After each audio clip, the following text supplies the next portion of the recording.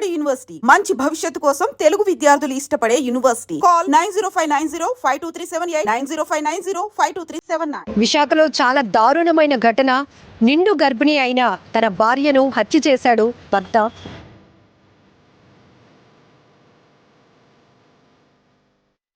చున్నీతో ఊరేసేసి చంపేశానని చెప్పి ఒప్పుకున్నాడు అంటాడు. బాడీ కలర్ అంతా చేంజ్ అయిపోయింది. అండ్ ఆ అబ్బాయికి కూడా మొత్తం అన్ని స్క్రాచెస్ ఉన్నాయి, లైక్ నెయిల్ మార్క్స్ హ్యాండ్స్ మీద, దీని మీద మొత్తం ఉన్నాయి.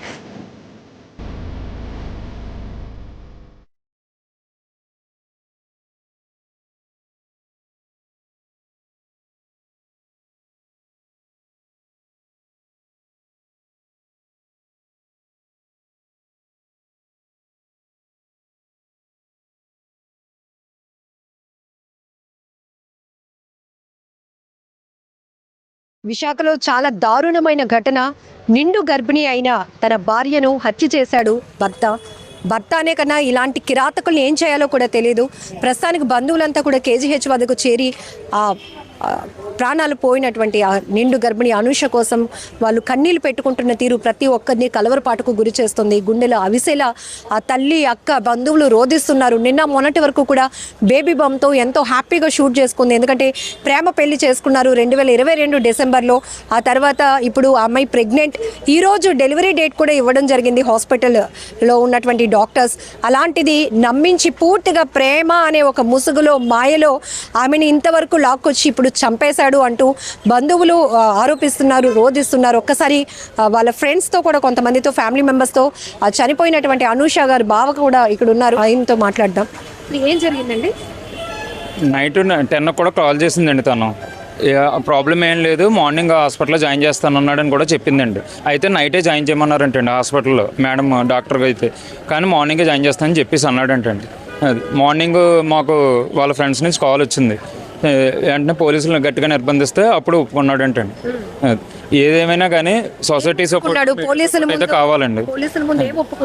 తనే అదే చున్నీతో ఊరేసేసి చంపేశానని చెప్పి ఒప్పుకున్నాడు అంటే తెలియదండి. అది అతనే చెప్పాలండి. ఖచ్చితంగా అతనితో చెప్పించాలండి.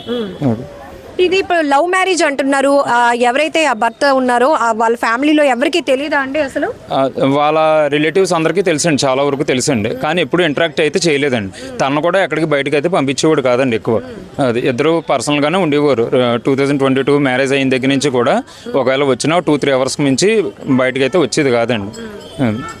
మీరు చెప్తున్నారు తను చాలా హ్యాపీగా రెస్టారెంట్స్కి వెళ్ళాం, ఇష్టమైన ఫుడ్ ఎంజాయ్ చేయాలనుకున్నాను. ఎందుకంటే తను కొన్ని రోజుల్లోనే బేబీకి డెలివరీ ఇవ్వబోతున్నారు కాబట్టి ఒక తల్లి అమ్మగా పోతుంది కాబట్టి చాలా హ్యాపీగా బేబీ బంతో కూడా ఫొటోస్ కూడా మీరు నాకు షేర్ చేశారు. ఏంటి ఇంత దారుణం అసలు? యాక్చువల్లీ నైట్ డాక్టర్ చెప్పారంట జాయిన్ అయిపోండి అని చెప్పారంట. సో మేము నైట్ వీడియో కాల్ మాట్లాడాం, అప్ టు 11:30 వరకు మాట్లాడాం. సో ఏం చెప్పారంటే లేదు గని చెప్పాడు మార్నింగ్ వెళ్దాము, ఇప్పుడు ఎందుకులే డెలివరీయే కదా చూసుకుందాం అని చెప్పాడు. సో మార్నింగ్ మాకు కాల్ చేసేటప్పటికి అన్కాన్షియస్ అయిపోయింది, పడిపోయింది అని చెప్పాడు. ఎన్ని గంటలప్పుడు? 7:30 ఆ రేంజ్లో మాకు ఫ్రెండ్స్ దగ్గర నుంచి కాల్స్ వచ్చాయి. సో అన్కాన్షియస్ అయిందంటే మేము హాస్పిటల్కి వెళ్ళాం. వెళ్ళేటప్పటికే లైక్ పల్స్ ఉంది, డాక్టర్ చూస్తున్నారు అని చెప్పారు. ఒక 10 minutes తర్వాత అమ్మాయి చనిపోయిందని చెప్పాడు అని చెప్పారు. మేము అప్పటికే చూసేటప్పటికి బాడీ కలర్ అంతా చేంజ్ అయిపోయింది ఆ అమ్మాయికి టోటలీ. సో మేము అప్పుడు కేజీహెచ్కి తీసుకొని వచ్చేసాం. వచ్చిన తర్వాత అప్పుడు ఈ డాక్టర్స్ మాట్లాడారు, పోలీసు వాళ్ళు మాట్లాడాక సో తను అప్పుడు ఒప్పుకున్నాడు. అబ్జర్వ్ చేసాం, బాడీ కలర్ అంతా చేంజ్ అయిపోయింది. అండ్ ఆ అబ్బాయికి కూడా మొత్తం అన్ని స్క్రాచెస్ ఉన్నాయి, లైక్ నెయిల్ మార్క్స్ హ్యాండ్స్ మీద, దీని మీద మొత్తం ఉన్నాయి. సో అయితే ఏదో చిన్న ఆర్గ్యుమెంట్ ఏదో అయి ఉంటుంది అని అనుకున్నాం, కానీ మరి ఇంతలా దారుణంగా చంపేస్తారని మేము ఎక్స్పెక్ట్ చేయలేదు. అసలు ఒక మనిషి మరొక మనిషిని హింసించడమే చాలా ఘోరం. అంటే నిండు గర్భిణి, అది కూడా అతనికి చాలా రెస్పాన్సిబిలిటీ ఉంది. భార్య బిడ్డ, ఎందుకు అసలు ఇంత కఠినమైనటువంటి నిర్ణయాలు వెళ్ళి? అండ్ వాళ్ళు కూడా హ్యాపీ కపుల్స్. మేము కూడా డిసైడ్ చేయలేకపోయాం ఏంటి రీజన్ అని చెప్పేసి. అండ్ తను కూడా చాలా స్ట్రాంగ్, ఏదైనా ఉంటే తను ఫేస్ చేస్తుంది తప్ప. ఎంతవరకు చదువుకున్నారు అనుష? తను హోటల్ మేనేజ్మెంట్ చేసింది. వీళ్ళిద్దరికి ఎలా అండి పరిచయం? వాళ్ళు కాలేజ్ రిలేటెడ్గా ఎక్కడో ఫ్రెండ్స్. సో మేము తర్వాత ఫ్రెండ్స్ అండ్ వాళ్ళు కాలేజ్ ఫ్రెండ్స్. వాళ్ళకి కొంచెం వాళ్ళ ఇంట్రొడక్షన్ అది వాళ్ళకి తెలుసు. మ్యారేజ్కి వెళ్ళారా మీరు?